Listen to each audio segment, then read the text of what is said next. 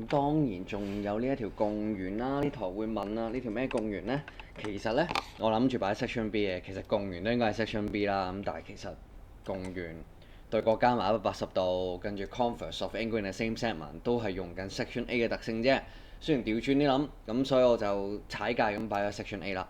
咁呢個其實係垂心嚟嘅 opposite centre 嚟嘅。咁啊3個90度嘅相交啦，相交咗呢個位啦。咁啊，第一個就問到你 AFGE 係咪共圓啦？AFGE 咁見到呢個四邊形嚟講呢 F 加 E 係180度啦，咁所以對角加埋180度，呢個一定係四點共圓嘅。同樣道理，CDGE 呢都係對角加埋180度。咁其實我就陰大家呢揀呢係1、2，因為其實甚少必定正確嘅題目呢係3個答案都啱。我今次係3個答案都啱啊！點解呢？因為而家講到呢就係仲有 AEDB 啊嘛。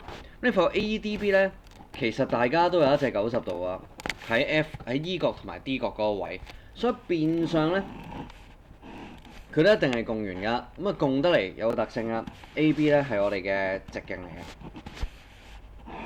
嘅，所以你先會有呢 AEB 呢係90度啦，同埋呢我哋嘅 ADB 呢都係90度㗎。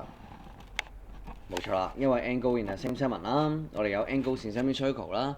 咁如果以呢個作為公形嚟講，呢個公形行到去任何一個呢圓周位，應該都係90度㗎。咁當然係講緊對面嘅圓周啦，就唔係呢邊嘅圓周啦。咁當然呢邊嘅圓周都係90度，因為呢個公形呢，佢係不分優劣，唔分 major，唔分 minor，因為佢係一個半圓嚟嘅，係啦。平時嗰啲公形呢，如果我哋話係咁樣嘅公形呢，你行過嚟呢邊角度。就係調轉行係唔啱啊！調轉行嘅話咧，呢隻角會係180度咁紫色嘅。